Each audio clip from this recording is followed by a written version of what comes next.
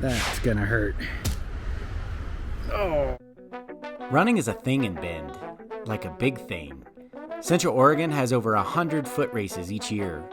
There are 51 miles of in-town trails maintained by Bend's Park and Rec, and hundreds of miles of mountain biking, cross-country, and hiking trails a short drive from town.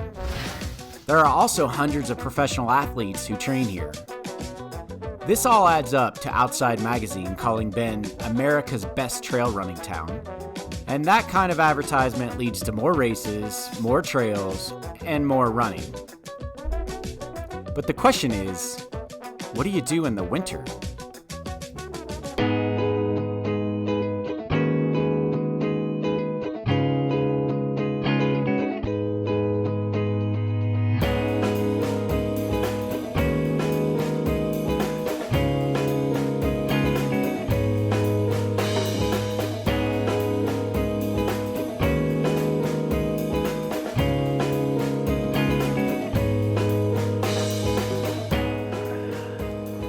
Welcome to the Bend, where we explore Bend in Central Oregon.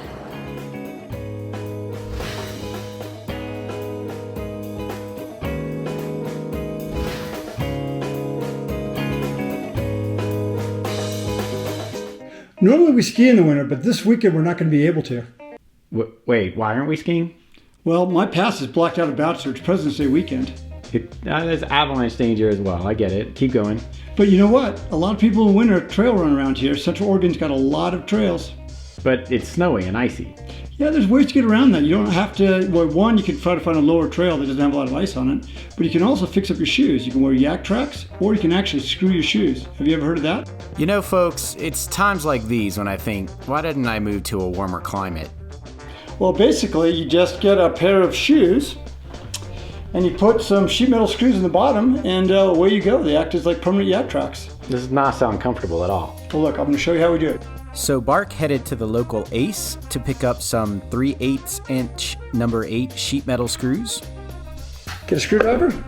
I've already bought some sheet metal screws, and we'll just go ahead and put them in my old running shoes. Now, you do probably want to get an older pair of shoes because they are going to have screws in them after you're done. And you're going to make me do this one, aren't you? And we're going running too. Running in the winter in Bend. It's not for everyone, but you do have a few options. So the first option is to wear nothing, just wear shoes, but that's really not an option because it's going to be icy and slippery and you're going to fall if you just wear regular tennis shoes. The second option would be snowshoeing. Snowshoeing is great for hiking in deep snow, but it's really difficult to run. I mean, look how big and awkward they are, so snowshoes really aren't a viable option for trail running. The next option that a lot of people elect would be basically some version of yak tracks, and these are effectively some sort of chains or spikes that you attach temporarily to your shoes. Generally, you would flip them over the shoes and then kind of pull them across. I don't know what size foot these were from, but effectively just attach them to the back of your shoe, and away you go. It's like having chains on a car tire. You just basically put in chains on your tennis shoes. The problem is they don't always stay on your shoes, so a lot of times when you run with these, they'll come off, and I mean, there have been many a run where I've actually found like a single yak track on a trail. So where people, they come off, they haven't noticed, they've come off for a while, and they don't want to run back and get them. The fourth option is a little bit more permanent, and that's where you effectively take 3/8 metal screw and effectively screw them into the bottom of your shoes, leaving just the head showing. There you go, it's as easy as that. So there's one screw in. Now this screw is going to stay in your shoe. It's not going to come out. It's going to provide really good traction. Now I'd like to put the screws around the edges of the shoe so that I don't run the risk of like poking my toes. But as you can see, the thickness of my sole is a lot more than the 3/8 inch, so it should be no problem.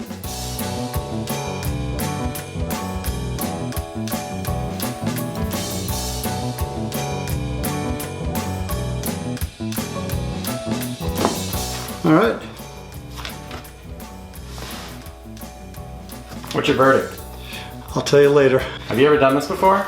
No, this is the first time for me. How do you know we're not going to permanently impale our feet? You know, I don't actually know the answer to that question, James, so I'm just kind of hopeful that, that it all works out. All right, we're heading down to the river for trail running in these new shoes, and we'll see how this works out. I'm not convinced. It's icy and it is snowy. We just got 5 inches of snow last night, but Bark's insistent, so let's give this a try.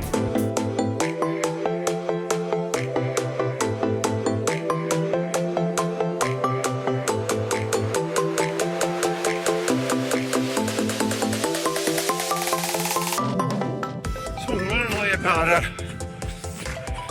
half mile past Billy the Bridge, maybe 3/4 of a mile is my run.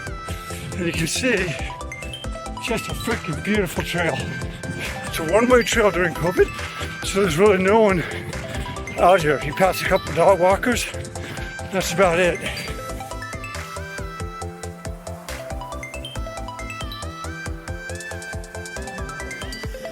I'm here at the footbridge. Basically from the parking lot to the footbridge is about a little under 2 miles, so round trip is about 4 miles. But if you keep going up the hill, increase the run to about 5.5 miles. You run through this little gated fence, which is part of the trail, and you have a choice. You can go down, and that heads back to the parking lot, or you can go up this road, and then you turn right at the top of the hill, and you can run along a road, a surface road, that goes further up the river.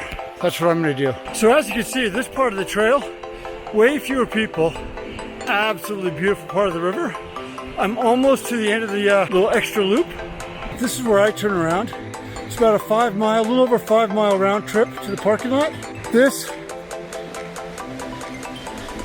is a diversion dam where they divert some water into a pipe for a small hydraulic plant in Bend. All right, finished the run, about 5.8 miles. The screwed shoes were fantastic. Not a single slip, so I took a pair of old shoes that were pretty much treadless and basically repurposed them, and you know, they're fantastic snow trail running shoes. So now it's off to get a breakfast burrito. Here's a quick tip on how to keep your shoelaces tied. No matter what pair of shoes I get, the laces are constantly coming untied. And no matter what you do to double knot them, it never quite works. So the trick is when you do the double knot, leave it loose just a bit, grab a little bit of water, just wet the shoelace. Your foot may get a little wet, and then tie it, and it will not come untied. Guaranteed.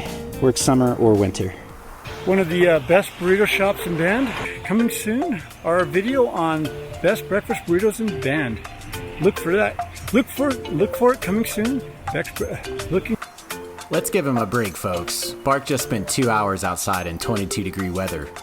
If you like what we're doing with this channel, consider subscribing. We'll continue to do shows on the quirky character and local secrets of Bend.